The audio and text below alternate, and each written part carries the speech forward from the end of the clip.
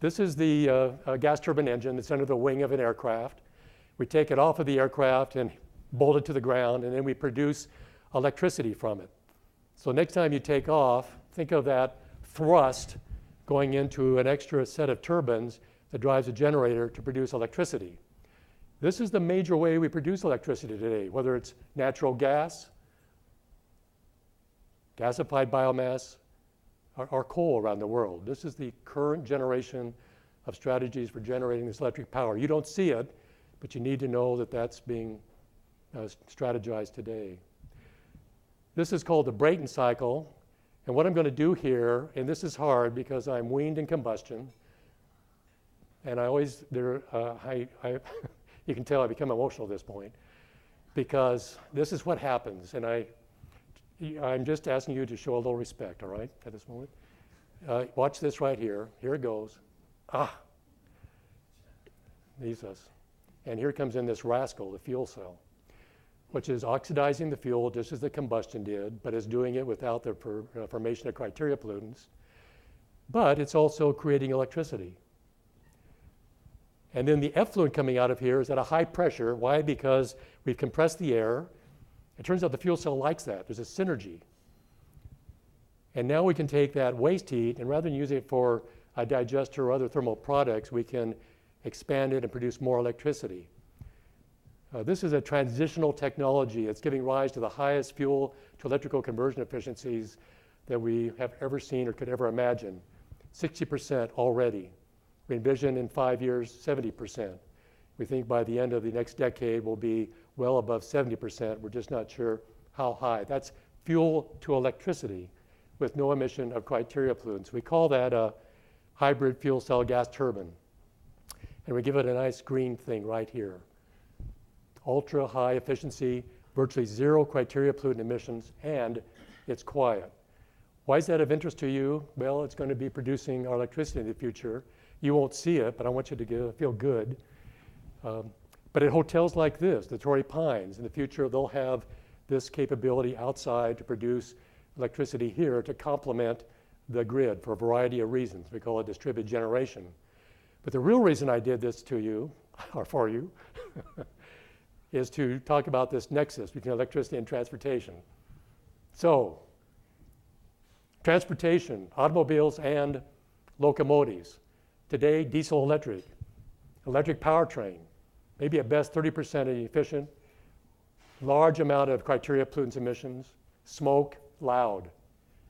Replace that with a hybrid fuel cell gas turbine, up to 80% efficiency, no criteria pollutant emissions, quiet. So a lot of excitement of Union Pacific, Santa Fe, the regulatory agencies on this opportunity. Ships, same thing. Long distance trucks. Bill Reiner mentioned this morning natural gas. This is another opportunity of long distance trucks, electrical drivetrains.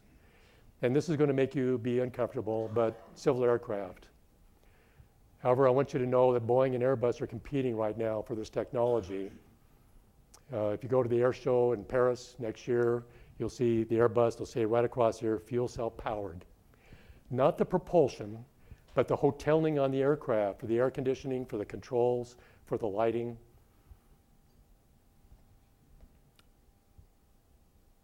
Hybrid fuel cell gas turbine technology. Diesel, heaven forbid, bunker C, but no, diesel. Diesel, Jet A, all going to be the way that they'll be fueled. If you kind of take your imagination a step further, you might imagine a future where these will all be fueled not on a fossil fuel, but like we're talking about for the automobile, on hydrogen, and in particular, liquid hydrogen, because these are operating basically 24/7, and we need that high energy density and power density in the tank, and we don't have to worry as much about evaporative emissions from this application. Some of you know the Air Force has actually flown a large transport on liquid hydrogen. So let me leave you with this as our challenge. You saw what we were able to do here with biogas, right? We're working hard with the Department of Energy on strategies that involve fuel cells mixed with gas turbines. So it's a hybrid, but at the 1,000 megawatt level, that's going to get us well along to this path. Not that we necessarily want to depend upon that, but it gives us that flexibility, improvements here and improvements here, of course. So this is the picture on your wall with air, that precious resource of air. What Mike brought to us this morning was this pressure resource also of water. The sphere is even smaller, and that's all the water in the world, not just the potable. Ice packs, oceans, lakes, atmosphere. And it's those resources that we're here to talk about today in the true spirit of sustainability. Thank you.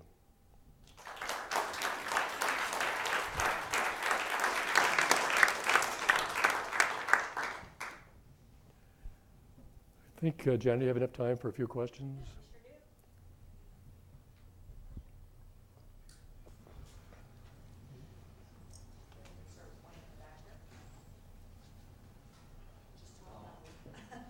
I've seen some of the Honda Trigen media stuff come out, but they never mention any costs. I know they're prototyping in Japan, or it looks like an answer from what you put up there. But again, what kind of cost can we expect for a home unit in 15 to 20 years? With just a natural gas pipeline coming in our homes. So the cost of a home unit. Let me begin by the cost of that installation at the Orange County Sanitation District. If that unit is operating on natural gas, the units are being deployed today without the hydrogen attribute, are being deployed today and competing with gas turbine technology.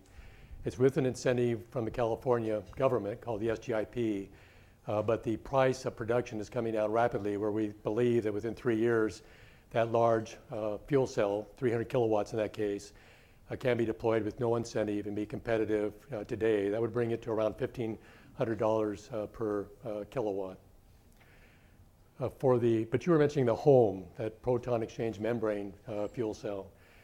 Today, ClearEdge has a DOE under funded program that is bringing the cost down for that unit to be purchased for about $5,000, which is actually remarkably low considering the technology is just being deployed, but is still beginning to be in that ballpark. For the 5 kilowatt output? That's for the 5 kilowatt output. That price is going to have to get down to quite a bit lower to be attractive. With respect to the technology that Honda is working on with Plug Power, GM is working on with Quantum, see no price figures associated with that. So I think you just have to take that early stage of the deployment in the home of ClearEdge as a ballpark of where they're at today. And frankly, the large fuel cells were there 5 years ago at $6,000 to $7,000 per kilowatt. They're now down to $3,000 and approaching $1,500. The mass production is a key to that.